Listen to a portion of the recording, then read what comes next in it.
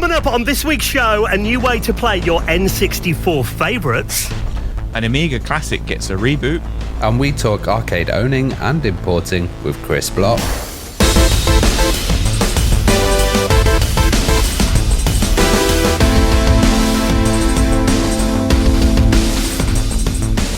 And the Retro Hour podcast is brought to you each and every Friday with our lovely friends at Bitmap Books. Now, if you're a fan of the arcade, one of their books you absolutely have to check out is called Artcade, a celebration of classic arcade game artwork. You remember seeing those incredible marquees when you walked into an arcade back in the day, and also celebrating the side panel and cabinet artwork too, and spanning 356 pages, including a glow-in-the-dark heavy board slipcase. And of course, it's the usual quality that you expect from Bitmap Books. You can check that out and the rest of their retro gaming collection at bitmapbooks.com.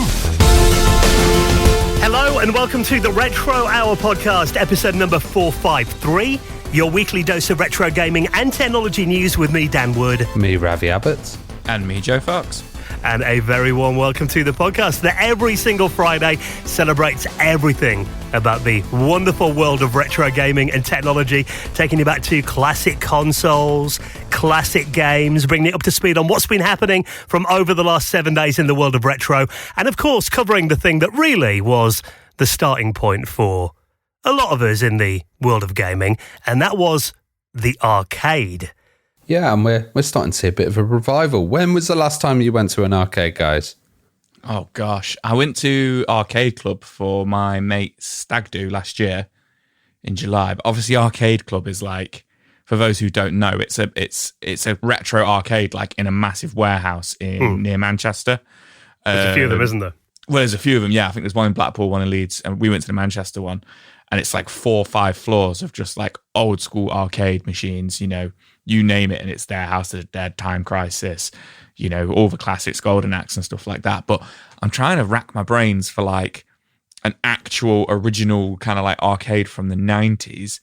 I think Didn't you go to Skegness recently? Maybe that was one. I went to Skegness recently, but that it's not the same. No, it's all fruit machines now, isn't it? They're not. It's all fruit machines, yeah, 2p machines and stuff like that. There was like nothing retro or anything like that.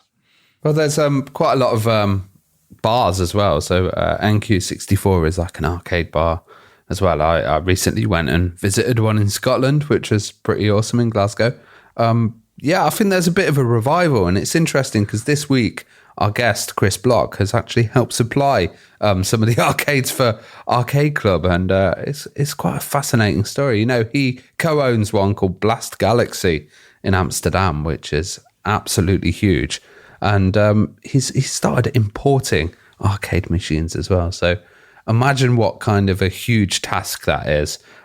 Getting arcade machines over, and like, how do you get into that business?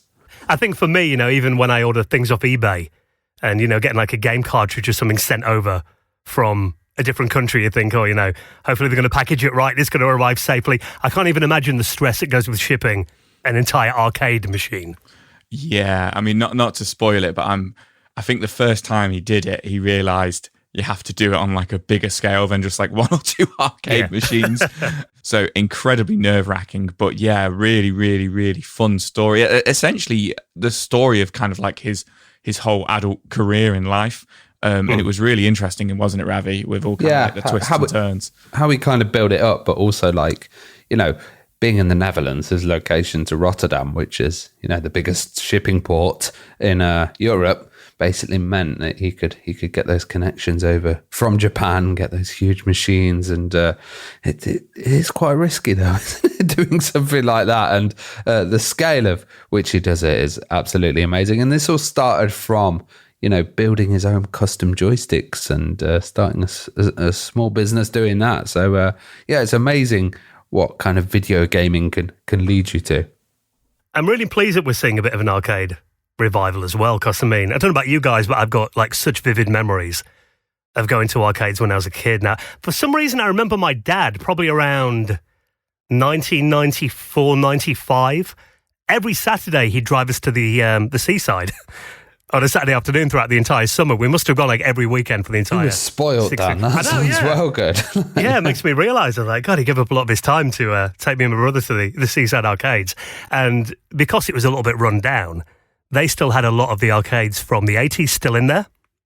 So I remember playing they'd have Mortal Kombat and Street Fighter 2, but also playing stuff like Gallagher and Pac-Land and that kind of thing, that were like 10p a go back in the mid-90s. So getting to experience those original arcade classics in the environment that they were intended was just amazing. So I was really sad when the arcade scene kind of faded out, but now that it's having a bit of a comeback, it's just feel like going back to roots a bit, doesn't it? Yeah, and Chris Blok, he's awesome. I'd love to go and, check out Blast Galaxy in Amsterdam. But I also remember Trocadero, of course, and Sega World was the one that my dad took me to when I was a kid. And I was like, this is heaven.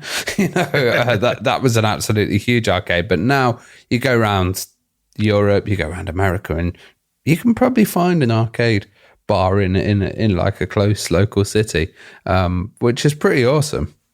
Yeah, so we want to hear about the arcade revival and what's involved in, like you said, shipping these systems around the world. And, we think about maintaining our old consoles. I imagine that is nothing compared to, having to maintain an entire arcade collection.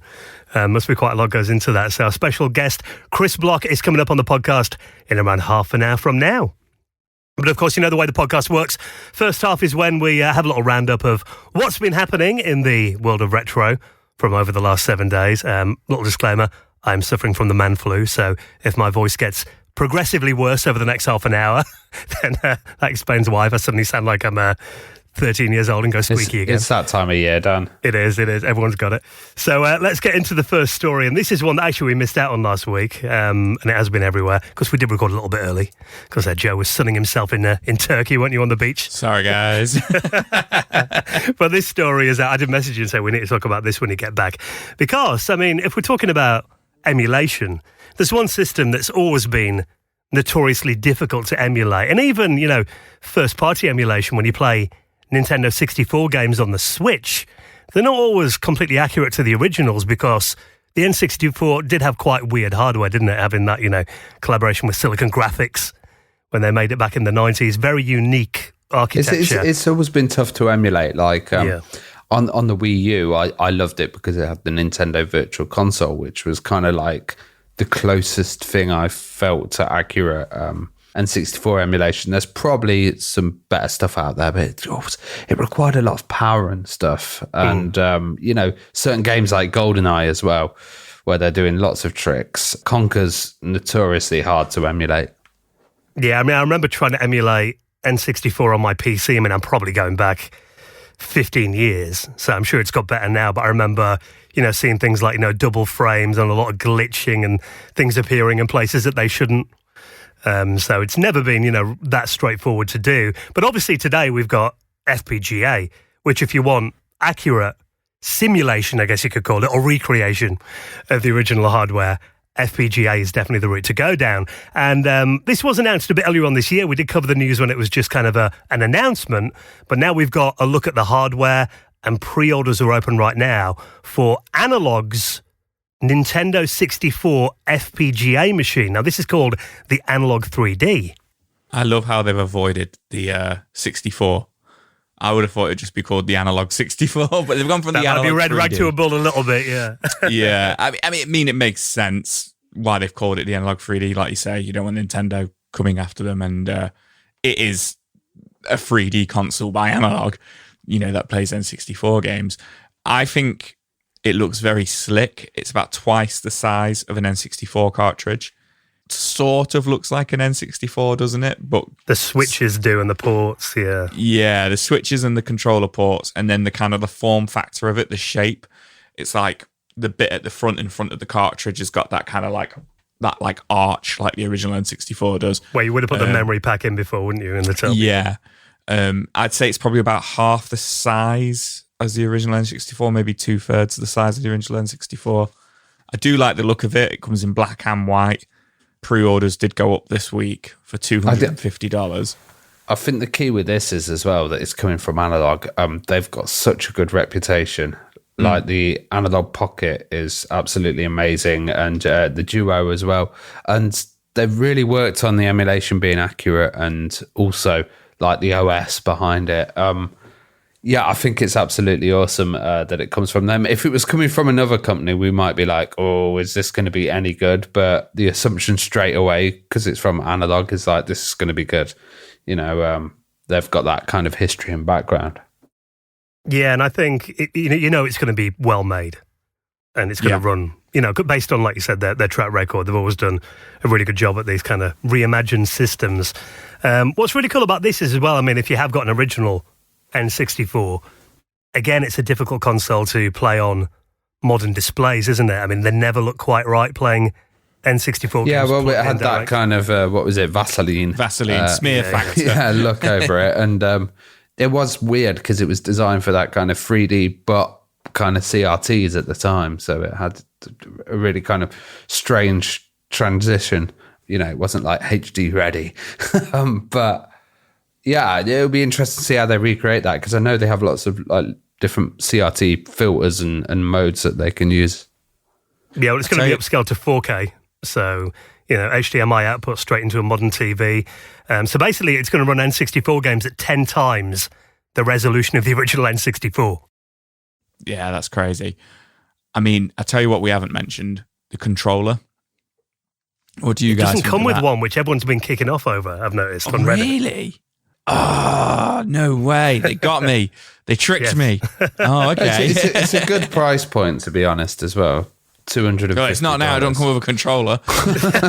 Well, they are saying, I mean, the port's on there. It's got Bluetooth built in, so you can use, that's a Switch Pro controller that they're using in the images. But also it does have the 4 original N64 controller ports.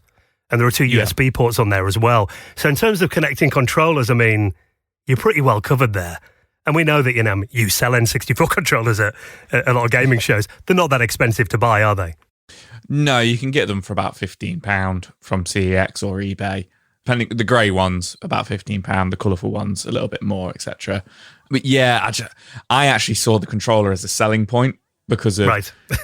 Because I thought, oh, that's a really cool N64 controller because of the obviously famously the N64 controller, the weird 3-prong trident, etc.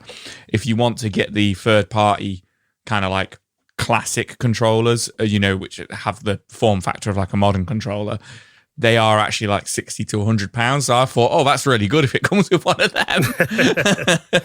Yeah, they've got the 8-bit Do 164 that they're also advertising, which is £40. Yeah, that works with it as well. Like I said, it's got USB ports, it's got Bluetooth and original controller ports, so you're going to be able to use most controllers with this, I'd imagine. Yeah, it's got some interesting features as well. A 16 gigabyte SD card in there. Also, the original display modes, which are CRT and PVM models, are recreated on there. It's region free as well. And you've got USB ports, of course, on there, and USB-C power, which, you might be able to run it off a power pack in your car, Joe, and play on that. Yeah, don't drive and play N64 at the same time. Important safety notice there. But yeah, I mean, obviously with it being FPGA, the big thing that they're advertising is that it is 100% compatible with the N64 cartridge library. So they've tested, I think, all the games on this. Works great. Also region free. So again, another good selling point that you can play games from anywhere. And I think it's just nice to have. I mean, that's kind of the one thing everyone has been kind of crying out for years. When we get an N64 Mini, everyone kind of feels like, it's in demand, isn't it, like new N64 hardware. So I think this is going to be a really good seller by the looks of it. Analog stuff's for the real N64 fan, isn't it? The hardcore, whereas the Mini is going to be something cheaper and maybe not as accurate or as good. This is like for those 100% compatible people. And I think price point wise, everything is bang on. I'd get one. Yeah, and if you just want an easy way to play N64 games on a modern display, and they're going to look nice, I think it's a good way of playing them. So pre-orders for that are available now, and then they reckon it's going to be out early 2025. So hopefully not too long to wait. Now this is something that kind of snuck under the radar a little bit. I don't know about you guys. This just kind of arrived. I had no idea this was happening. But they've actually rebooted the Bitmap Brothers classic Speedball. Now, this has just landed on Steam yesterday at the time we're recording this, so I haven't had a chance to try it yet, because it is an early access, so you can buy it now for $14.99, and basically they're saying it's got a 12-month development cycle, so you buy it now, you're really playing an early alpha version of this, but then it's going to get better over the next 12 months, I'm sure. But there is a YouTube video that you can watch if you want to get a little look at kind of the graphics and the gameplay mechanics of this. Now, were you a fan of Speedball back in the day, Ravi? Of course, yeah. Speedball was absolutely amazing. I remember a futuristic kind of ball game. So there was also what was it? Brutal Sports Football. Deluxe, yeah. That was one. Then Speedball 2, of course. Like things that really stood out to me with Speedball was Bitmap Brothers, great company, but also the soundtrack was absolutely banging.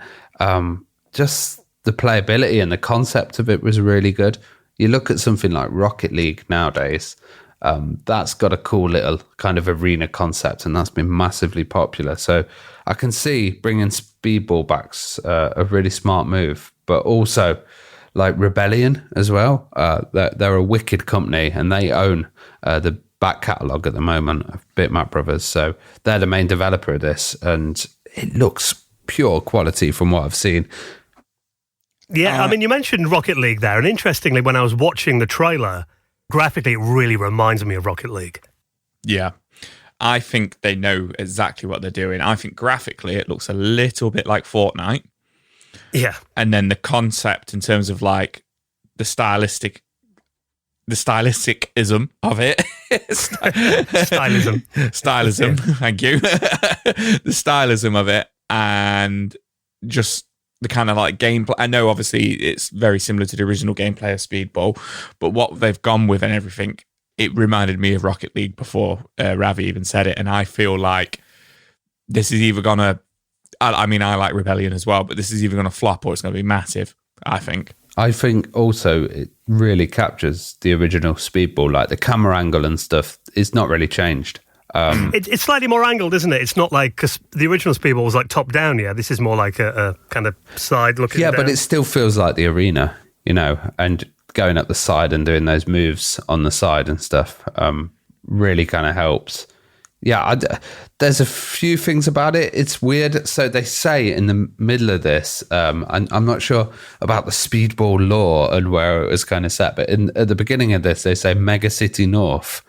Are you ready? Which makes me think they might be trying to put Judge Dredd into the Speedball world, which makes sense. Because Rebellion own 2000 AD as well, don't they? Yeah. So it could be basically Speedball is a game that's played in the Dredd world, which kind of would make sense as well. And the music's not very good. I'm a big fan of the Speedball music. Originally, it was done by Nation 12, which was John Fox, who's one of the great synth kind of composers, and it was him experimenting with the music. And the music in this sounds a bit tame. I want that kind of bouncy, crazy, mad samples that they used to have in it. And that was one thing about Speedball that I absolutely adored, the music. And one thing that I haven't seen in the trailer that is definitely missing: ice cream. Where's that? That needs to be in there. Yeah, I'm sure. Maybe with some suggestions they might add it. This is an early alpha as well. Yeah. You never know what's going to happen. But it looks decent though, and £15 on Steam pretty much.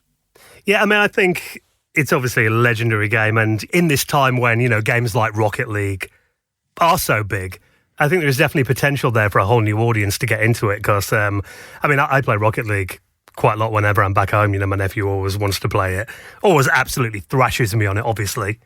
But yeah, great fun, I think. So if they can kind of tap into the same audience, you know, and get like a load of maybe Rocket League players on this. Yeah, and they've got new cosmetics and skins, and arenas are also promised. So, you know, they're going to get on the skins, you know, like... Yeah. An original looking skin would be quite nice. And if it looked like the original and kind of, you know... No, you need like Lemmings and Zool and stuff like that. Yeah. That'd be good in the arena. So, I mean, I've already seen a lot of negative comments about people who are like, it looks nowhere near as good as the original. The thing is, with these, whenever you get these remakes, obviously, we want them to be good and we want to play them, but you can always still play the original games. You know what? I think with this, if it's fun, if the gameplay's fun, you get some of these remakes and like they're absolutely beautiful recreations of the original in shiny graphics and the gameplay's rubbish. Yeah, like the Flashback remake, that was a notable one for me. Yeah, and if the gameplay's there with Speedball, I think, go ahead.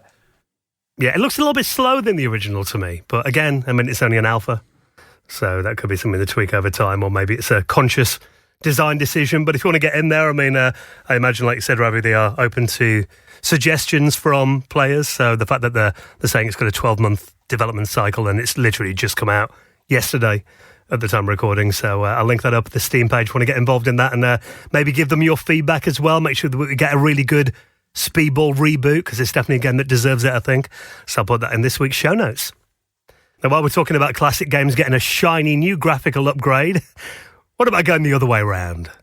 We always like to talk about demakes, don't we? Mm-hmm. And this one is very cool. I was playing this actually in browser about an hour ago before we came on. Snuck away from work for a bit to have a little play of this. Because this is Fable that actually celebrates its 20th anniversary, which is insane this year. And someone's actually done a rather cool-looking demake of this to the Game Boy Color. This just makes me feel so old, because when me and my girlfriend, my wife, when we first started dating, going out, her mum was playing through Fable on the original Xbox. So I'm like, damn, I'm getting on now. I've been on 14th of September 2004, the original Fable came out. It had been out a couple of years, only a couple of years though. But yeah, this is really cool. I've never actually played the Fable games, so I don't know how much it should have got your mother-in-law on. Yeah, I know. I should have got her on, see what she thinks of it. So I don't know how much of it kind of captures, but obviously it looks very much like a Game Boy Color game. Play it in browser, and I have just read that it does play on Game Boy Color as well. I'm guessing you can put it in an SD card onto an EverDrive or something, which is really cool, onto an emulator. But yeah, just the one level at the moment. And it is a fan remake. It's not been made by like Peter Molyneux or anything like that. It's been made by a guy called James Grice, aka James222, who actually made this in 4 days simply because he was bored and he had some spare time and he was a big fan of the original games. Last time I had 4 days when I was bored, I think I just sat and watched a box set on Netflix. So I did think that. I was like, I'll just play Xbox or PlayStation if I had time. I think, really impressive.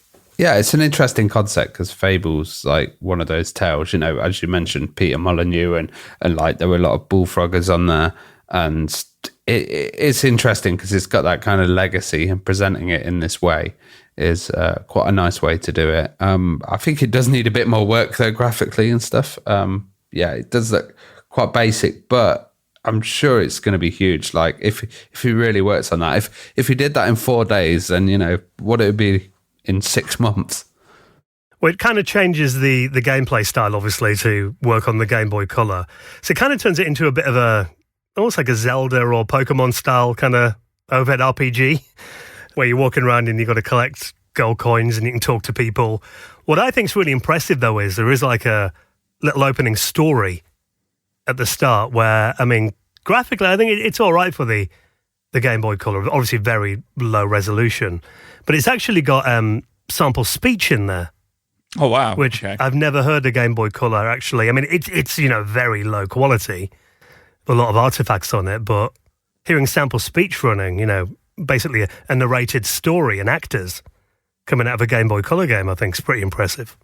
That is really impressive. I would love to see that on the actual Game Boy Color. Like you say, the kind of like cutscene here as well does look very impressive. Interestingly, you mentioned Flashback a moment ago. Graphically, it does kind of, the cutscene kind of reminds me of like Another World. I can see what you're going for there, I kind of want to get this downloaded and see what it looks like to play and the speed of it and everything now. I know you've had a little go on browser, but yeah, it does look very cool. Yes, it's only the first level of it he's done so far. Yeah. But he is going to keep working on it, and he's got some great feedback as well. So you can play it. It is free to download, or you can name your own price for it. Give him a little bit of a tip. You've got the GBC file and a Pocket file as well, so play it on emulators or, like you said, a flash cart, or you can play it in browser as well. There is a Game Boy Color emulator in his itch page that's embedded. So if you want to get hold of that, really cool to see demakes of games, I think, isn't it? Especially when, you can tell a lot of effort's gone into it. The amount of effort he's put in just 4 days' work, I think, is really impressive. So if you want to get hold of that and have a little play this weekend, I will link that in the show notes as well. Now, you're always all over new Mega Drive titles. This time, though, this is a couple of indie titles for the Mega Drive that are coming to the Evercade. Yeah, this is really cool. So these are games that came out in 2021 and 2022. They are Metal Dragon and Life on Mars, which were made by a Spanish developer, which they came out, on cartridge and everything like that, in their respective years. Developer is called Kai Magazine Software. And I think this is really cool that Evercade have picked these up because of it makes it more like legitimate and official. I know they came out on the Mega Drive and cartridge, a couple of years ago, but I just think it gives some more legitimacy to it with it being on Evercade. And obviously Evercade is like the perfect little, I always see it as a handheld. I know they have the one that you can plug in now, but I always see it as, the perfect kind of retro console. And these games are really, really suited for it. Metal Dragon is very akin to kind of Akari Warriors. It's kind of like Metal Gear Solid or Metal Gear meets top-down shooter, really over the top 80s kind of like action hero style. And then Life on Mars is, well, it is, you could probably guess what it is. It's a sci-fi alien themed game, but it's kind of RoboCop like on Mars. RoboCop on Mars, yeah. Kind of like a Metroidvania game. Looks really, really fun. I don't have an Evercade, and I really want to play this Life on Mars. And I'm like, I could try and find on eBay the cartridge for the Mega Drive, or I could just pick up an Evercade and buy this. I've never. Evercade, Jay. It's my birthday coming up in a few weeks. Oh, really? You can come over and play it. Yeah, just. There we go. Yeah, there we go. Only $17.99 as well. I thought you were going to say Dan's only 17. I don't think I'm past for that anymore. I've never played these ones before, actually. So this looks really good. And yeah, I'm in love with the Evercade stuff. I really need to get one. Yeah, that's the thing about it. It's you know that they don't just dump a load of games onto a cartridge. They're always like nicely curated collections. And I must admit, even though we have kind of quite closely followed the Mega Drive homebrew scene on the podcast over the last kind of almost decade, I think these ones kind of pass us by. I don't remember us ever talking about these games. I feel like I've seen Metal Dragon. Maybe we covered that one, but Life on Mars is definitely new to me. Yeah. They both look really cool, but I really want to check out Life on Mars because I'm a sucker for those kind of like Castlevania, Metroidvania, Super Metroid games. Metal Dragon, like I say, looks cool, top-down shooter, but Life on Mars really, really, really hits it for me. Yeah, and I think a lot of the time when they do put these out on like, limited kind of run Mega Drive carts and you miss out on them, there's not really many other ways to play them normally, is there? Yeah, exactly. So it makes it a bit more accessible, which I think is very cool. So if you want to get hold of that, pre-orders for that are open now. As of time recording, just 30th of October, so a couple of days ago. And they're going to be shipping these in December. So hopefully, if you've got a bit of time off over Christmas, could be something you get a chance to play. Now, speaking of which, let's get one more story. Because obviously it's a time of year when family's going to be asking, what do you want for Christmas this year? And maybe you've got someone in your family who is like the retro gaming nut who's got literally everything. And you need a good idea.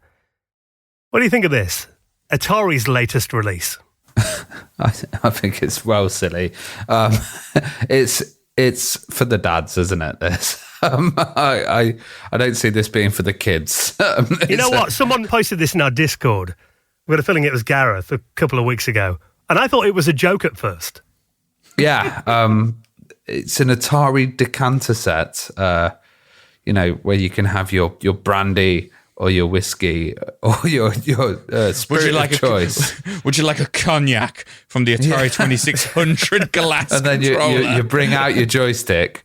Open that lady. Yeah. Would you like a midnight tipple? I love it. It is a bit ridiculous. It's 70s, isn't it? Like Atari. Yes. I can imagine this in like, at Atari's head office. Or like a cigar bar or something like that. Yeah. Yeah, you walk in for a meeting with Nolan Bushnell. He gets this off his wood grain sideboard and hands you a Cuban cigar and pours you a glass out of this.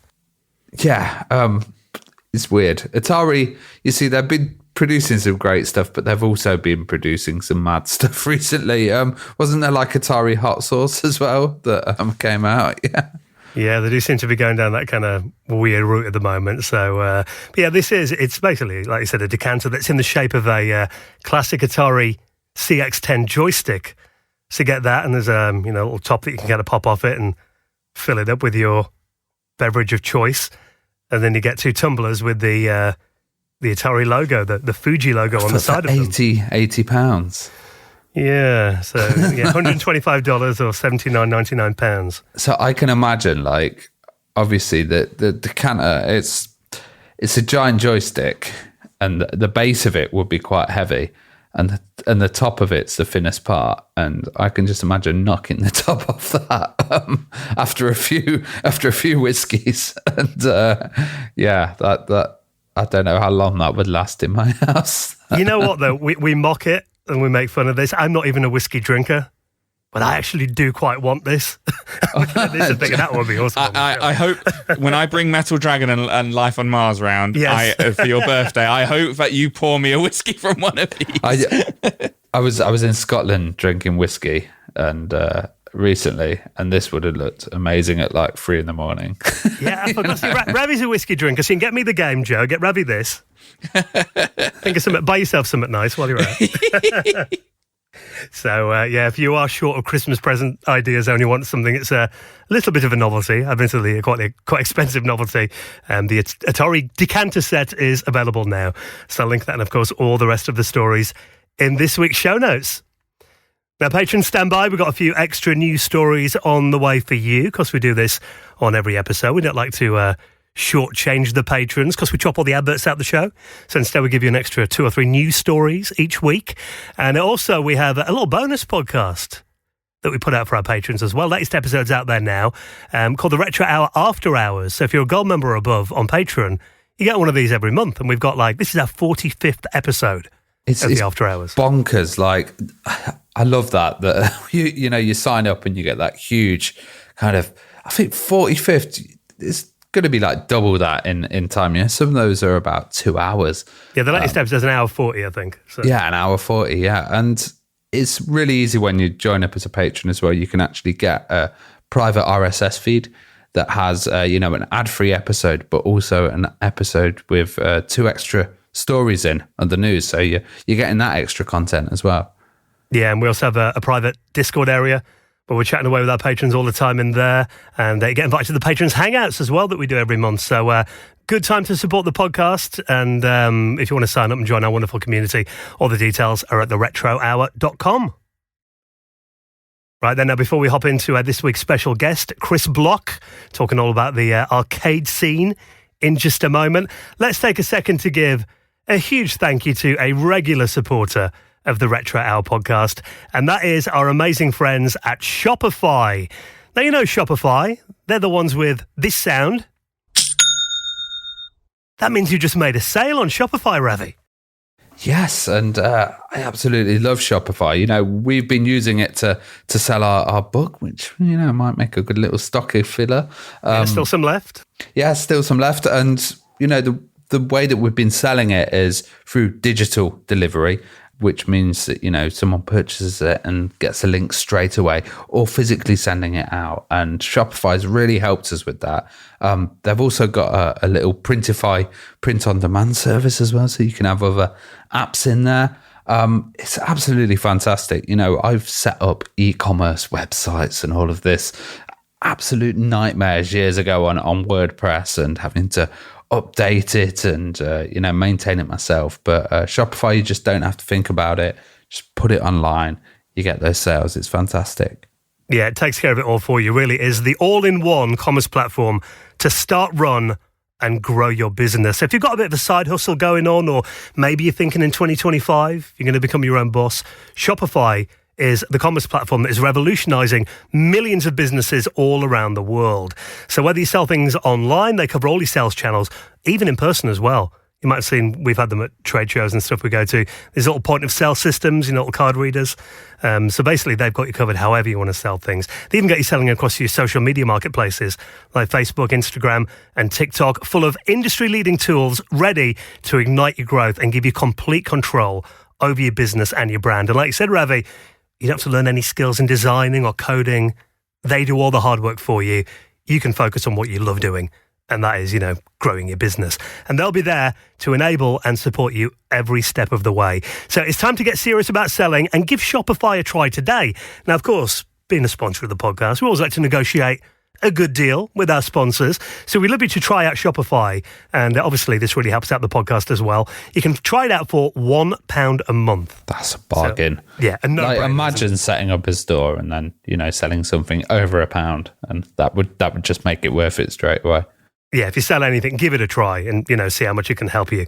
So £1 a month for a trial period. Head to shopify.co.uk/retro hour. That's all lowercase. I'll put it in the show notes as well. Shopify.co.uk/retro hour, and get ready to take your business to the next level today and hear a lot more of this.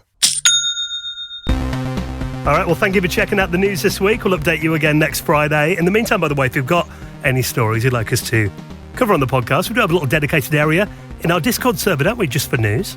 Yeah, just drop it in the news item section, and we'll look at it and most likely cover it as well, because there's some really interesting stuff that gets put in there. Yeah, so we love any kind of user submitted stories. Obviously we try and keep an eye on things, but more eyeballs always helps. If you spot anything interesting during the week, please get involved in our Discord community and there's a little note on there. Head to theretrohour.com if you want to join. Right, then next, going to be going inside the world of The Last Galaxy arcade in Amsterdam, the biggest arcade importer in Europe, and getting some great stories, not only about back in the day, but also the arcade scene in 2024 with our guest, Chris Blok. He's next on the Retro Hour podcast.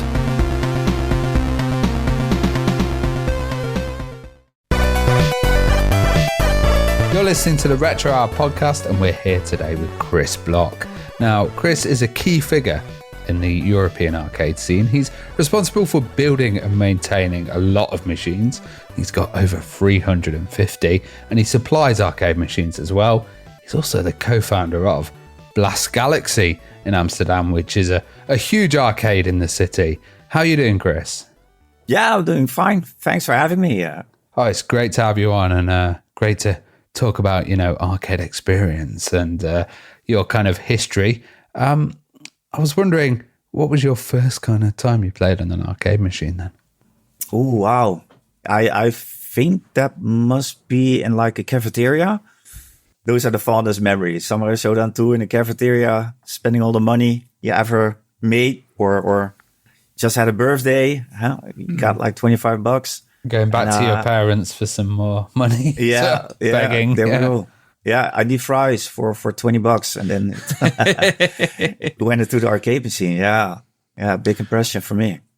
And did you grow up in Holland? What was the gaming stratosphere like in Europe at that time?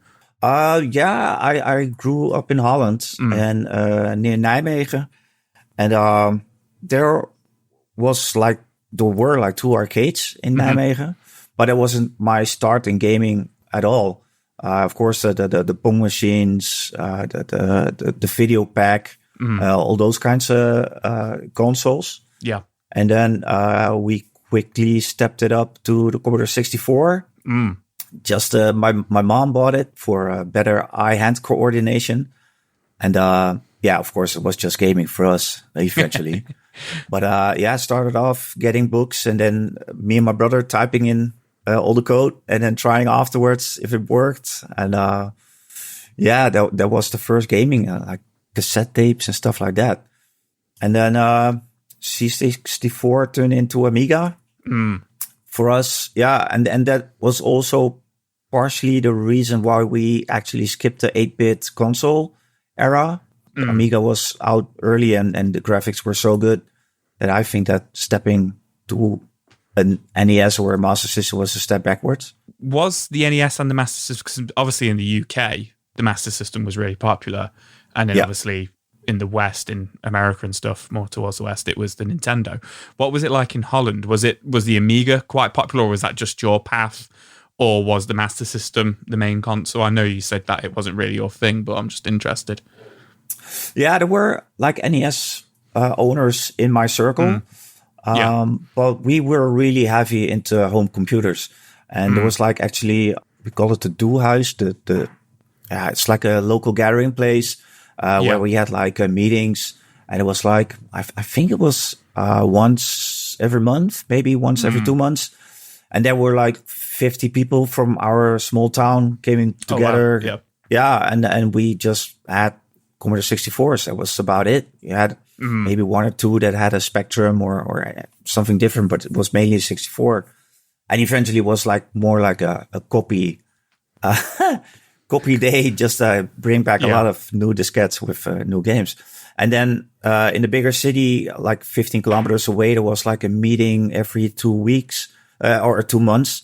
And there was like 300 people. And that was really big. And most of the people going there were up to date on the tech. So there was always Commodore 64 when that was out. And then the moment that we bought an Amiga 500, everybody moved to that. And because it was mainly to copy games, eventually to pirate games, there was no use for any consoles there.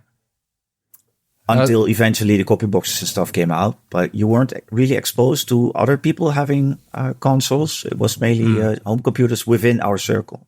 I was wondering then, of course, you must have played, Pinball Fantasies. I was wondering, were there any like pinball machines like around in the Netherlands and in random places? Because there's quite a culture for that in the USA. Yeah, it is. And there were like two arcades nearby. One had like a row of arcade machines on the left and a full-on row of pinballs on the right, like 12 or 15 machines. And the other one that we actually went to more, they had none. It was just like gambling machines for like 70% and maybe 30% of arcade machines. So, yeah, and it wasn't really my thing, pinball machines. Mainly because we were into Street Fighter and Daytona USA, and we were like artistically just going for that. And in terms of the arcade machines, in terms of what machines were popular, was it just the classic ones, Street Fighter, Daytona, House of the Dead? Was it your kind of typical arcade machines you would see, or was there any that kind of stand out to you that you think, you know what, that's not one you'd see many people talking about online? You know, what was really popular in the Netherlands? Yeah, the ones that we went to, Street Fighter won every person that came in. Street Fighter was really popular. And of course, Daytona USA was really, really popular.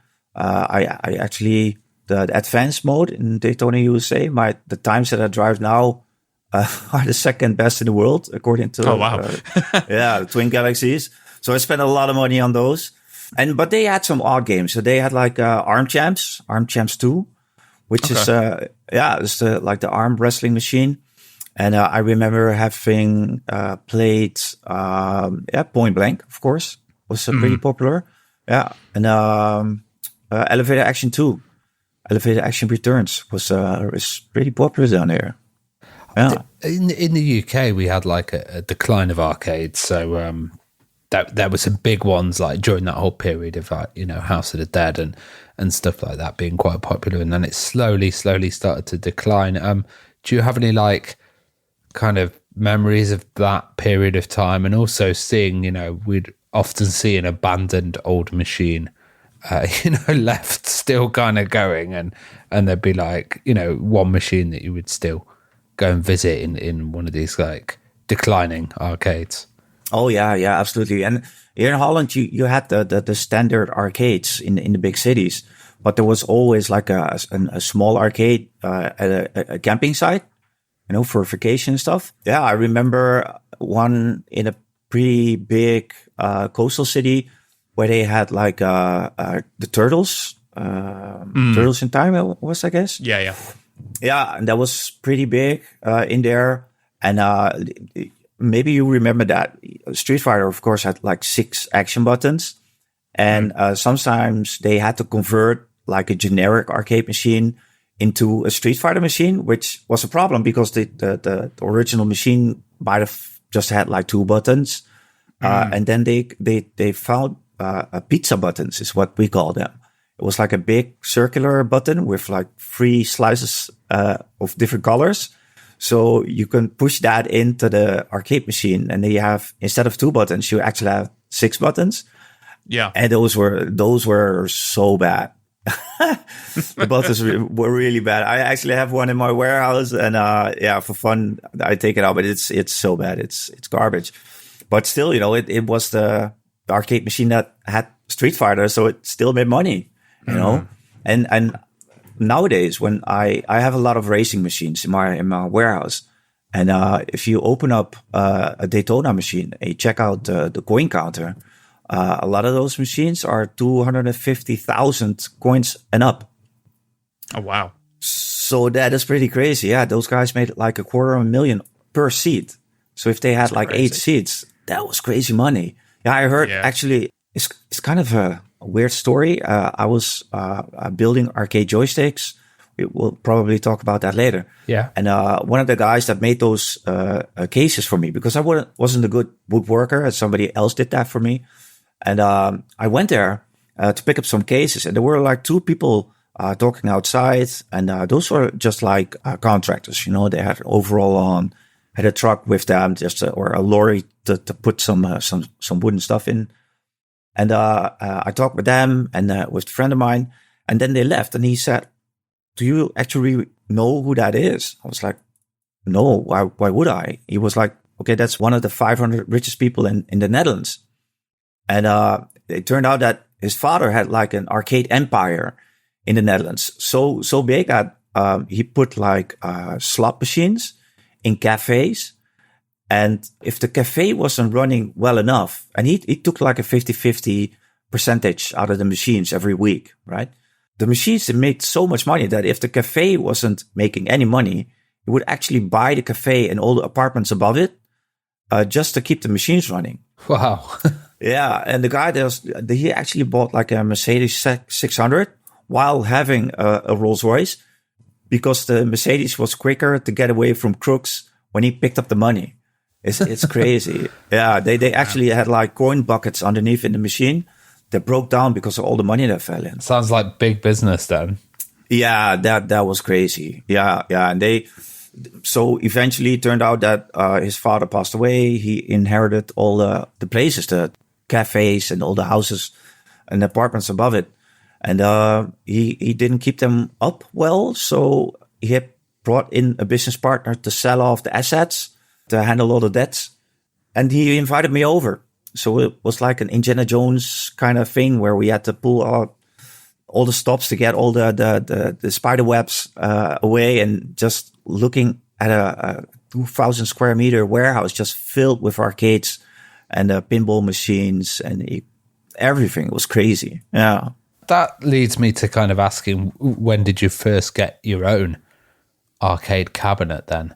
And I know in Amsterdam it's notorious, those really tight stairs that you have. Did you ever have to kind of lift arcades up those stairs? Yeah. The lifting of the arcade machines, that was crazy. Yeah, and mostly because I sold machines, and every customer apparently lives up 2 flights of stairs, which I never knew. But the first one that I bought was on a local Marktplaats, is what we call it. It's actually from eBay nowadays. And there was a guy, there was a guy selling a generic arcade machine. I was like, okay, let's give it a try. And put in like a 16-1, I guess, to run it. It's like those arcade PCBs that has like 60 arcade classics on it. And I had fun with it. And the second one was like a Naomi Universal, a Sega arcade machine. And then, I had so much interest in it that once everything blew up with my arcade stick business, I decided to buy arcade machines instead and trade those. So tell us about your arcade stick business, because I've not heard about that part. So what's the story there? How did that start? And for our listeners and stuff, tell us the story. Yeah. I used to play Street Fighter 2 mostly, and at a certain point, I completely skipped part 3. Street Fighter 3, every version of it, I completely missed. And then once the rumor came out that Street Fighter 4 was coming out, I think it was like 2009. Yeah. I had to do it, but I had the feeling that growing up, you have a bit more money than you used to. So the controller wasn't good enough, and I wanted to have the best. And at that moment, the best arcade stick that you could buy was actually the Mad Catz, the tournament edition stick. Yeah. And that stick was nice. And I researched it, and I found out that it used Sanwa parts. So the Sanwa buttons and sticks, Japanese parts. And those are actually parts that you'll find in an arcade machine if you went to Japan. So I thought I wanted it, but I'm a trader by heart. So I thought maybe if I can build, and I saw some people building custom sticks. I was like, I can do that too. It couldn't be that hard. And I was like, if I build like 20, I keep one for myself, sell 19, and we'll see where it goes. And it was 2009, and the company that I worked for was going down the drain. It was an IT company, financial bubble. So after working there for 6 months, and I had a 12-month contract, I was told that my contract wouldn't be extended for after that 12 months. So I was like, okay, you know what? If you can't provide me any work, I'll find a dark corner in the office and sit there and work on a website. So I built a website to sell parts and custom arcade sticks.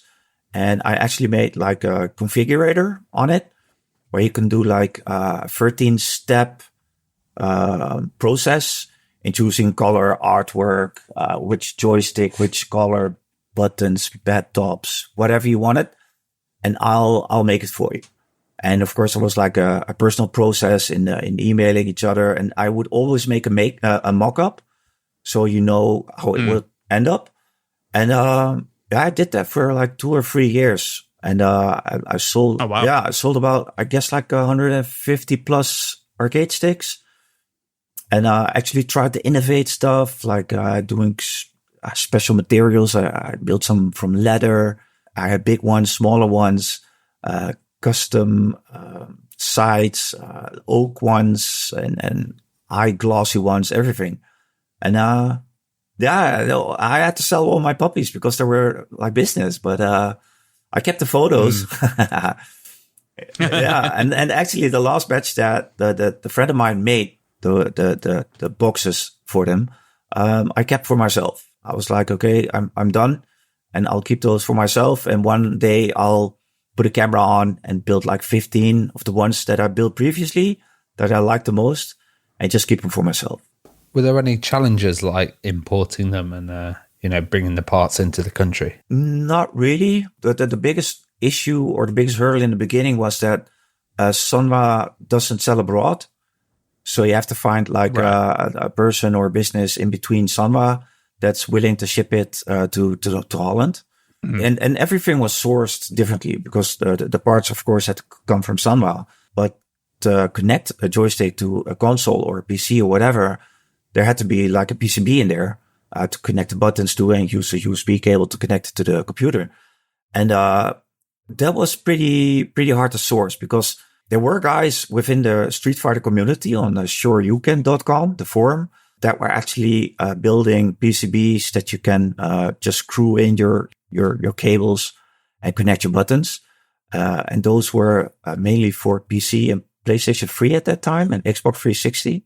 But there was also a Chinese company that was selling arcade sticks. I think it was May Flash or something like that. And they actually sold arcade joysticks really cheap.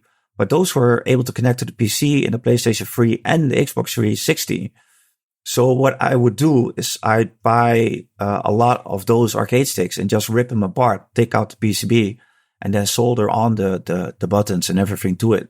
And that was a big selling point, that you can use that custom stick that you love for every machine that you had at home, the PlayStation 3, Xbox 360 and the PC.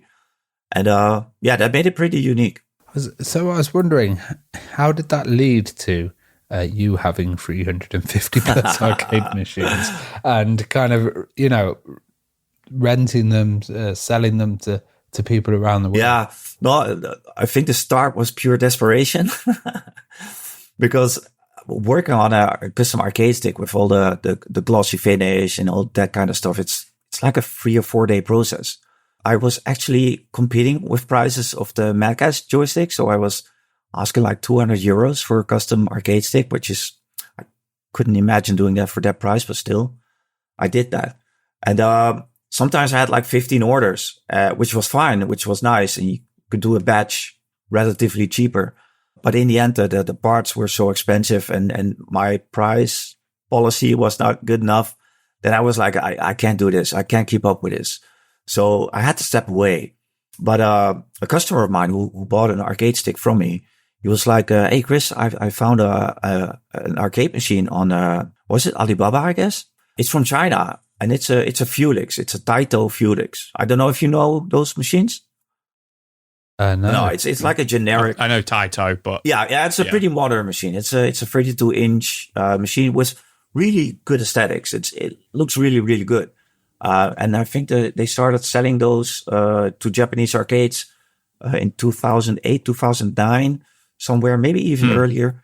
But he wanted to have one, and I was like, okay, I'm willing to be in the middle. But I haven't worked with Alibaba that much before. So what I'll do, I'll buy it on my own money. I'll import it and handle all the shipping and everything that's needed. And then you come to me, check it out. And if it's good enough for you, then you're allowed to buy it. You can even leave it here and I'll accept that. And if it's good, then you'll buy it and we'll get it to your place. And so that happened. And he was really happy. It was a great looking machine. And eventually it turned out that they were licensed under Taito to make those machines. So it was semi-official. I was like, okay, there's some margin in here which if I scale it up, I can live on. Because I didn't have a job anymore. It's 2011 by the time. My last job was my last job, that I started the business in. And so I ordered a batch of 4 machines and those sold pretty quickly. Did that once more. I had 9 machines in total sold. And to be honest, if there's no quality control in between, like Samsung selling TVs, there's always a guy or woman in China doing quality control. And if there isn't, then the quality control or the quality of the screens at least is pretty rough. You got like spots in there and stuff. The stuff that would be B grade, which would probably never go out of China, was in those machines. So I did everything I could to fix everything that was coming in. And it was a lot of work. So I was like, the reputation of made in China wasn't that good. So why don't I check out a way to get the original from Japan? Because those were actually built in Japan and not in China. And so I contacted, I searched online and found a reseller of used arcade machines in Japan. I contacted them, and I was actually, the first machine that I was actually thinking about importing wasn't the Fulix, it was the Darius Burst. I don't know if you know that machine. That was pretty cool. It's a 4-player Darius game. Yeah. And and the problem with that is if you buy one machine, then it has to be in a shared container, which also means that they have to put a crate around the machine. And Darius Burst is like an 8 cubic meter machine. And and putting a crate around that is pretty expensive. So I made I did the financials and I checked what the cost would be, and it wasn't feasible. It was like €1,200 just to create the machine, and then like €1,200 just to ship it, and then the cost of the machine and the import fees and everything. So maybe the cost of the machine was like $4 or $5 grand. And it was worth like 6. Right. So I wasn't willing to take the risk. I was willing to scale it up to 2, but then the problem remains. It just scales by 2. And then the only solution was to fill a container for myself. And then you pay the 1,200 of shipping for the full container because the prices were pretty low back then.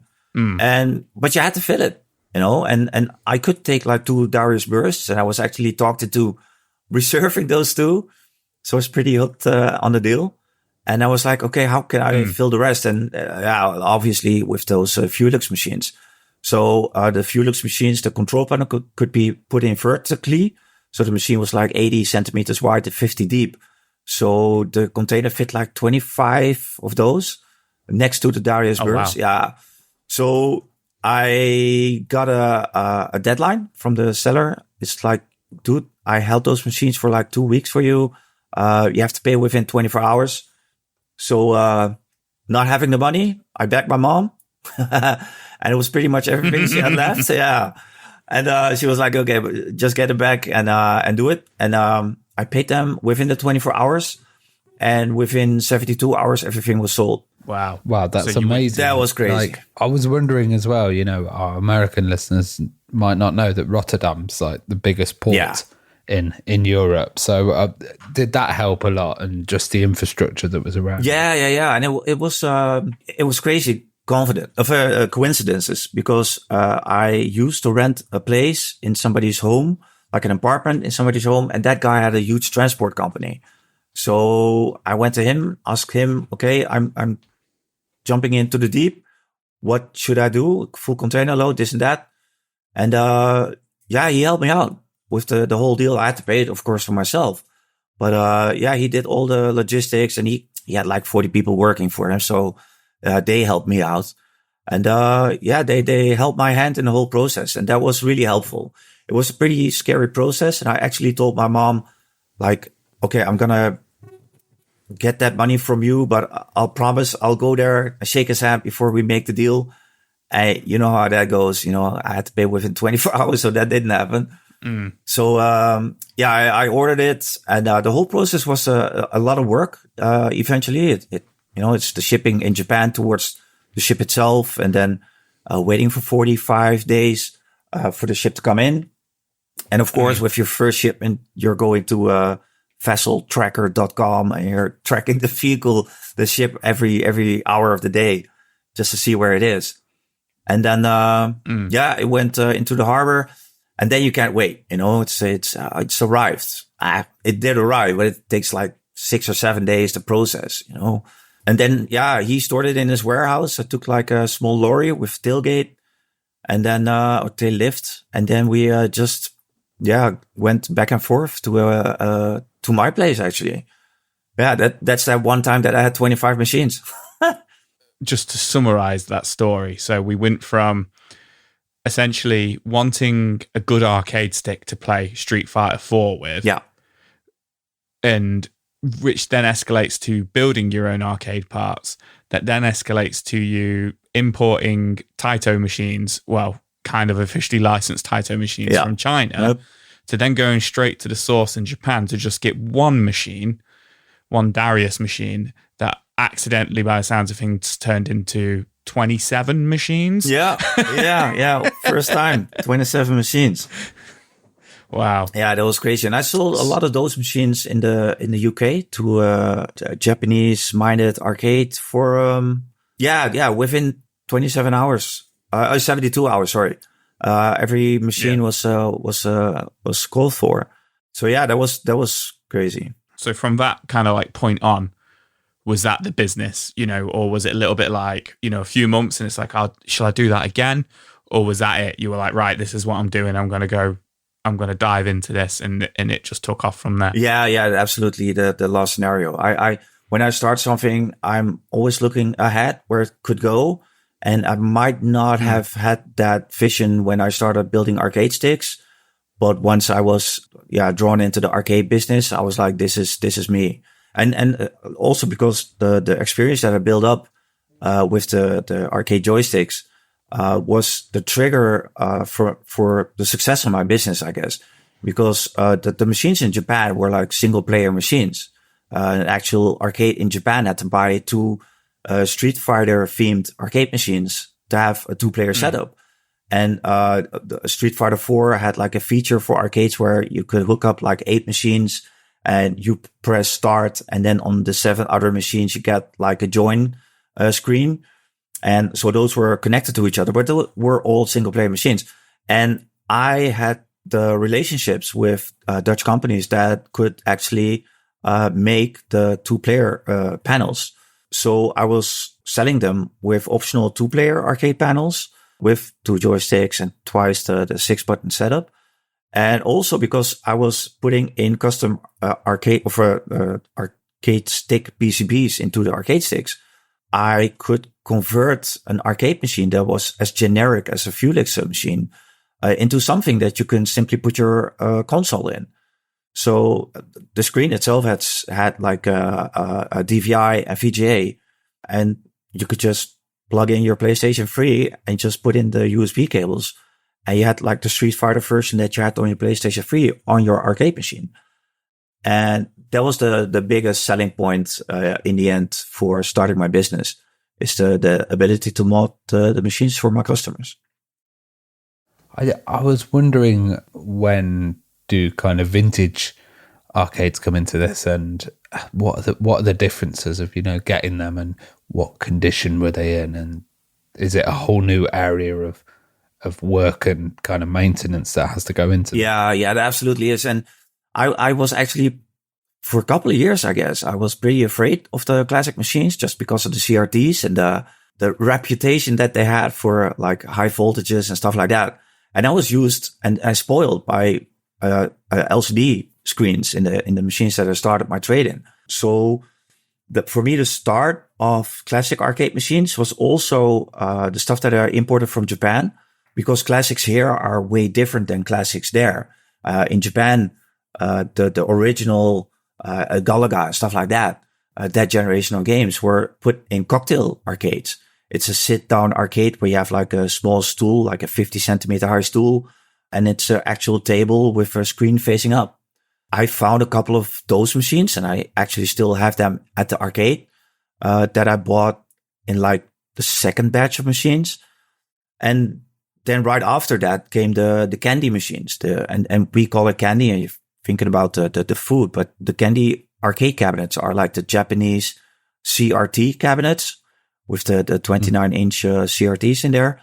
And they were really popular. I had my niche with the 32-inch LCD Fulix arcades.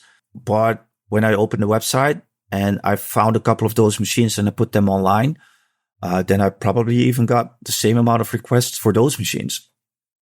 So, yeah, I was pretty scared, but I did import them from then on. Yeah. I was wondering about the differences of power as well. And, if an old CRT is broken and it's, set for the Japanese graphics standard, is that hard to get replacement parts for? No, it depends. There are a couple of parts on CRT screens that aren't replaceable. So that's pretty painful. I actually have like 5 or 6 machines in my warehouse that I can't get parts for. But power usage, the arcades, those are big machines. And if you have like a PlayStation that pulls like 100 watts, a full arcade machine might pull 200, maybe 250. They aren't that power heavy, but the old screens, if you touch the wrong parts, you get like a jolt of, 40, 50,000 volts. Oh, yeah. You need to discharge them, definitely. Yeah. You have to discharge them, and still be careful what parts you hit or touch. It's and that was, I think I was reluctant to buy or at least service them for at least 3 years before plunging in and reselling them. But there are a lot of generic arcade machines because we might be used to seeing a Donkey Kong original machine, especially in the US. You had the dedicated machines. But in Japan, a lot of those machines were just generic, what we call candy caps, the CRT cabinets. And they just swap games. It's a Yama connector, which is an industry standard for maybe at least 15 years. And you just plug in any PCB or a system that uses Yama, and you just swap out the game. And in the kit that an arcade buys, it's the game and the artwork. So they change up the artwork, and there you go. Wow. So obviously you started this business, you started the arcade business, 2011-ish, which for the UK was a very quiet time in the arcades. And obviously in recent years, we've seen a revival in the arcade scene. Yeah. And in other regions, as well as the UK. What was that like? Did you see business pick up? Was it, because it sounds like it was pretty good straight away. Did you see like any sort of slowdown, or did it pick up? What was that like? Because obviously we're now getting arcades like Arcade Club in the UK and Galloping Ghosts in America and stuff like that. Yeah, true. Yeah, and the Arcade Club was a customer of mine. They bought a couple of machines. Okay. Yeah, the Japanese rhythm games partially came from me. Las Vegas Soho in London was also a big customer of mine, and they bought like every year like a batch of machines, the Initial D's and the rhythm games, and a lot of those machines came from me. And I did see a lot of shifts in business. I think it started off with like 100% of private owners. And they just bought the machines for themselves, put them in their man cave and had fun. And then eventually I did see changes like Arcade Club or Las Vegas Soho. And as Las Vegas was my first big customer that bought machines. Yeah. Those were the biggest arcades that I sold to. Yeah, and the rest is actually still a lot of private owners, I think, looking back. Yeah. Well, I was wondering then how you got into opening Blast Galaxy as well, and who you did it with, and what was the team like? Yeah, we started making plans in 2017. So my warehouse moved to the third location. It got bigger. I got more machines. And then a friend of mine who now has the National Video Game Museum in the Netherlands, we shared a warehouse before that. And we decided to, gather the machines and then rent them out. Because I got a lot of requests of people, hey, you're selling machines. Are you also renting them out? And luckily, one of the first customers was like a pretty big one. It was a Dutch museum that actually did an expo about Cool Japan, was what it was called. And I was renting machines to them. And I was like, dude, you got a lot of machines. I have a lot of machines. Let's gather them and then rent them out. So we did a couple of venues, and we rented them out to small groups and Comic-Con, stuff like that, the bigger ones. And then it's so hard, moving those machines. They're like 100 kilos each. It was killing, and it was really hard. And we did that for like 2 years as a side job. And I had a point where I was, no man, come to me instead of me coming to you. We have to find a way. And I was actually renting out machines to a big expo in Utrecht, in the center of Holland. There I met my partner, a business partner, and he was like, dude, this is such a cool setup with the LED lighting in the background that they had, and the combination with the machines was so spot on. It was like, dude, we have to find a way to do this and make a business out of it.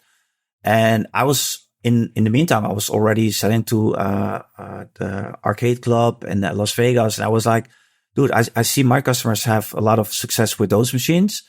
Maybe it's a good plan to have people come in and join us or come to us. And he was from Amsterdam. I was near to Rotterdam. So there's like an hour drive in between. And so the only thing that was missing is that the business has to have like a bar and a kitchen. And both of us didn't know anything about that. He was a journalist, a gaming journalist. So he was good at copywriting and writing stuff. So we went out to find somebody with a bunch of cash.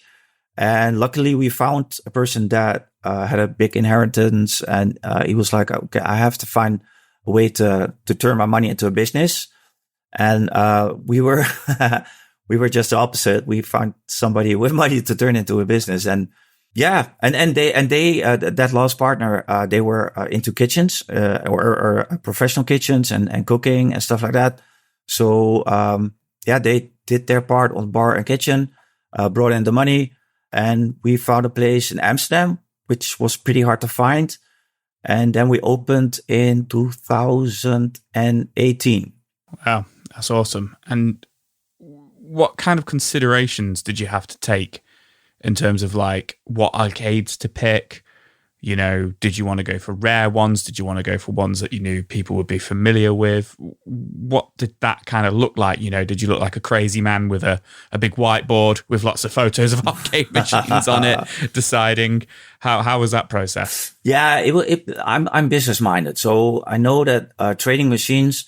There are a couple of machines that are worth so much money to a collector that it didn't make sense to put in an arcade. Yeah. With the chance of it being destroyed. And I know that there are a couple of arcades in Europe that are so, I don't know, fan-minded or community-minded that they put those machines into the arcade. That doesn't work. You know, the customers that we expected to come in were like 95% casual gamers, you know, and they just want to have a machine to play a game. And and I was biased in my game choice. I had my arcade experience. I had my gaming experience on Amigas, on the 64s. So I know what I liked. I know what people played when I was at the arcades, what was popular. And I absolutely had a feeling for which games were really bad. And I was like, okay, I'll base it on the stuff that I know. Partially, of course, base it on the stuff that I have, because I built a collection of myself through the years, because I was doing it for like 6, 7, 8 years by then. And I just gathered machines from collectors and found stuff on eBay and just pulled in machines because I had the warehouse and stored them. But then still, I was like, okay, I have like 150 machines in a warehouse, of which I can use maybe like 60 or 70, which are great fun machines, not just generic ones, but, you know, rhythm games and all kinds of stuff. DDRs, I swapped like an old jukebox for a DDR machine. So I had all kinds of stuff. And, but it was still in our plan. It was the idea to have so many machines that you couldn't play on them all in one go. So every time that you went to us, you had the feeling that you were still missing and missing playing games. And then you had to come back. And so the approach was to get like 100 machines.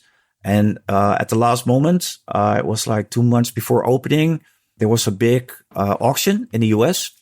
And I saw like 1,000 machines in there.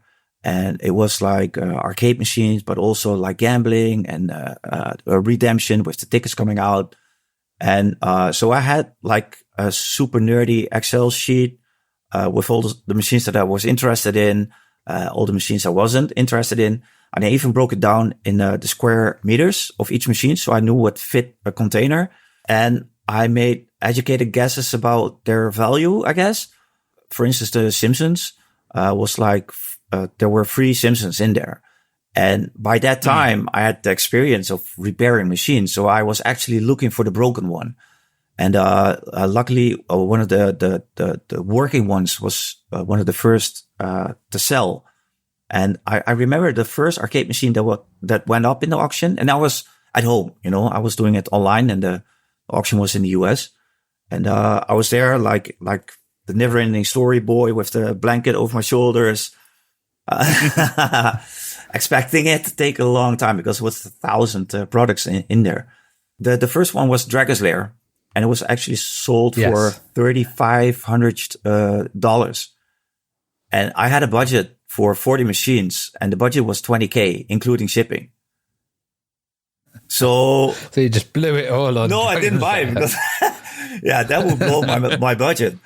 And so the second one was the Simpsons machine, and the Simpsons went for at least $2,000. I was like, no, this is going wrong. And I was, you know, red marking every machine on my Excel sheet. So I missed that one. And I was really pretty strict on my budget and had like a stretch budget for each machine. But, dude, I guess the first 200 machines were out of my budget. But it turned out that they started the auction in the US at like, I don't know, 4:00 p.m. And the 1,000 machines turned out to be a 24-hour auction, which they didn't know it would take that long because it was probably their first. But that was why I had the blanket, because I had a pretty good guess that it was going to take a long time. And there were a couple of people down there at the auction itself bidding live. And I was just sitting in my chair looking at my screen. And then it turned 1 a.m. and people were just going home. And the guy was adamant to keep on selling everything in the auction and auctioning it off. And so I had my Excel sheet, and there was parts of redemption games where I could take an hour nap. And then and then some other arcade games came up, and it was the stand-up arcades, the uprights, and then the deluxe versions and stuff. And then at a certain point, it was so tired. The people there were so tired, and people were signing off, that the guy was selling machines for $500 each. But nobody bid on the 500, and he went down from 500. Nobody. Okay, let's try 100. And I was like, okay, I'll bid 100. And he was too tired to continue. So after 5 or 10 seconds, he was like, okay, next one, clack. And I just actually bought at least 20, 25 machines for 100 each. You cleaned up then. Yeah, just for doing the hardcore kind of yeah, that was crazy. And that was so much fun. And, it turned out for me to be 4 or 5 in the morning. And I was actually, sending WhatsApp messages to everybody I knew. I bought this and I bought that. And I pretty much bought my whole list of arcade machines. And then they had to ship out 2 40-foot containers to bring them to us. And I think 1 week before we opened, we actually got those machines in. So every machine had to turn to free play, because we don't charge per play. Yeah. Yeah, we just charge an entry fee. And they had to be converted by voltages and the free play thing. And that was a lot of work. Yeah. Well, I was wondering, us old farts, we love, arcades and stuff. We've got the memories and the history of it. But what's the reaction of younger people been? And do you think we're going to see more arcades popping up in the future? Yeah, I think so. And the hard thing is that the business model of the classic arcade that we knew 20 years ago is pretty dead. Going to an arcade and then dropping in €1 or £1 to have a single play. It might work for DDR. People have that in arcades and have a lot of fun bringing friends and playing. But there's nobody that's going to pay £1 or €1 for one try at Donkey Kong. And so I'm really happy that we have this model where people just press start and play, because I know nobody would have played Donkey Kong for £1.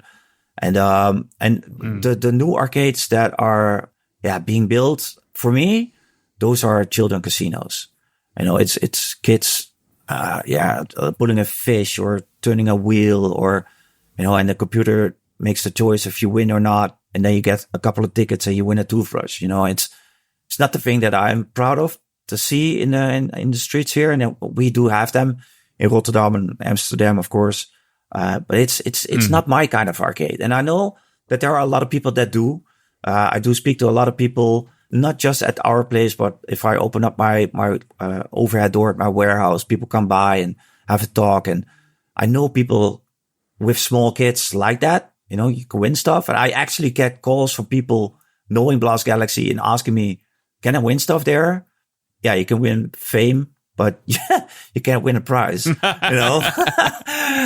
can win some prize. But it changed, man. The whole thing changed. And those arcades, they make a lot of money, I guess, because I see them pop up. And for us, classic arcades is just the way we run it. Just charge an entry fee and have people enjoy themselves. Are you seeing any modern innovation in arcades coming out, some new Rays of Hope? Because I went to a arcade recently and had a whole section of Japanese rhythm games, and the rhythm games seem really popular. But there's also some total new stuff coming out. What's kind of new in the world of arcades? Yeah, I'm retro-minded, so I'm not up to date on all the newest arcade machines. But what you said, the rhythm games are really popular, and you see a lot of innovations there. We have a Tunifm machine that's unfortunately broken for the moment, but it has a keyboard that you can use as a rhythm game. Stuff falls down and you touch the right key on the right moment. But you can actually lift your hands, and there's a motion control thing where it sees that you're lifting your hands to do certain stuff. There's like rhythm rider ones as well, isn't there, where you can kind of ride the rhythm with a dial, and like kind of go left and right. And stuff we like have that. I've never seen anything like that before. Yeah, that's awesome. It looked really interesting. Yeah, it's like you're being a DJ for a couple of minutes. You know, you have the dial knobs, you have the push buttons, and those games are crazy popular. We actually have people just come in, put their gloves on, put their towel on their neck, and just go at it. Yeah, Well, what's that one where you slap different sections of it? It's like a circle. Oh, and you have to hit the big circle. Yeah, it's Bishibashi, and those games are awesome. And Namco has like a real series of games. It's called Bishibashi.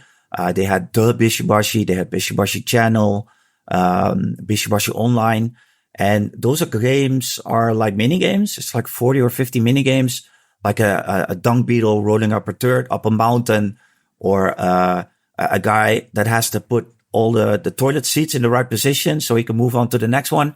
It's crazy stuff. And if you play it, you'll love it. It's just button mashing at the right time and then finishing on a certain button. And it's actually one of my favorite games that we have. And those games, they make a lot of money for arcades. You know, I have the privilege of opening them up and seeing what they made in Japan, money-wise. And those machines have like 60 or 80,000 credits on them, which are like 100 yen coins, which is like 60 or 70 cents each. So those made like 40 grand each. So that's a good business. And I think they provide a lot of fun and energy as well. Yeah. Like when you go in, you really feel the place is lively and, you know, people are jumping up and down. Yeah, absolutely. Kind of interacting with them, as well as the kind of shooting titles as well. Like, what was it? Time Crisis? Time Crisis. Now I'm trying to think of the one that Joe absolutely. Oh, the House of the Dead. House of the Dead. Yeah. House of the Dead. Yeah, there's been recent ones of those as well. Yeah, those games are classics. Those games are awesome. The problem with that is that a lot of those games are running on the fact that they are running on a CRT, on a tube, in connection with the gun. And there's like 3 different tracking methods of shooters. You have like the solenoid or the plot meters that actually measure the angle of the gun. It's a fixed gun. The games like the House of the Dead, where they are based on CRTs. Actually, House of the Dead is based on infrared sensors. And there are a couple of other games that are based on CRTs. And, you know, CRTs break down and those games break down. And that's a shame. You can still find a lot of spare parts. But those really popular games like Time Crisis, when they break down, you don't have the skills or the network of people to fix the old tubes. Then you can just pull a rug over it and they're done. That's a shame. Yeah, that's a shame. You see, that happened a lot. In the beginning, we had a lot of hard times doing maintenance, but I knew what I started. So, you know, I was up for it. I had to learn a lot of stuff. But we had like a breakdown of 5% a week. And that sounds like a lot, but it could just be a button connector just popping off, or a joystick not moving a certain direction. But, you know, CRTs breaking down is a bigger issue. Yeah. Mm-hmm. And especially, and that's also the reason why the arcades in Japan are so happy to sell stuff, is that when it breaks down or it doesn't make any money, they just kick out the machines because they don't have the room for storage. So those machines are sometimes sold for peanuts. I actually had a Japanese reseller of mine putting me in like an app group with a couple of other arcades. And he sent out a message, who is willing to buy a Sega touchscreen arcade machine for, it was like 5,000 yen. And that was like 35 euros each. It's just because they didn't have the room for those machines. And of course, one day I'll have a Time Crisis machine in my living room. Yeah, in my tiny house. Yeah, filling it up. Yeah, look for a PC emulated one with a Sinden gun that'll last forever, I guess. Arcade machine with Tigers is hard. So just reflecting on the kind of experience of children going into arcades and stuff, do you think that's important? Because obviously with the Wii, like Ravi said and stuff, you know, gaming in person doesn't really exist as much anymore. Do you think it's important, really? Because I do. Yeah, same thing. You know, we had the privilege of having that in our childhoods, and there's a big difference of standing shoulder to shoulder to somebody and playing a game, instead of being online and having a big rant when you lose. And small kids love arcade machines. We do have a couple of Switches at our place, but you still see the 8 years old, the 10 years old, the 12 years old just staying put at a Donkey Kong machine and playing that for hours. And for me, that's really important. I actually have fathers and grandfathers coming in and taking their kids or grandkids with them and then telling me, I'm going to educate my kid today. And that's because a lot of these games that we run are like the basis of the games that you run nowadays on your Switch. Like a Donkey Kong is one of the first good platformers. And a lot of games back then, Daytona was a great racing game. 60 FPS, it was running on 60 frames per second back in the day. And that's something that we're liking now, but it was, revolutionary back then. So yeah, it kind of feels like a museum sometimes, having like a Donkey Kong and a Pac-Man in there.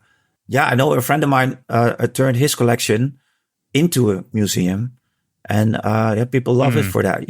That's actually what it is. And that's cool. Yeah, for me to keep it up and keep it running, it feels like having a museum. And also, and it still lingers in my mind to have like a guided tour through our place, just telling people, the origin of modern games started here, and the fun thing is that we moved in January this year to a new location, and we actually are like, our neighbor is the media college.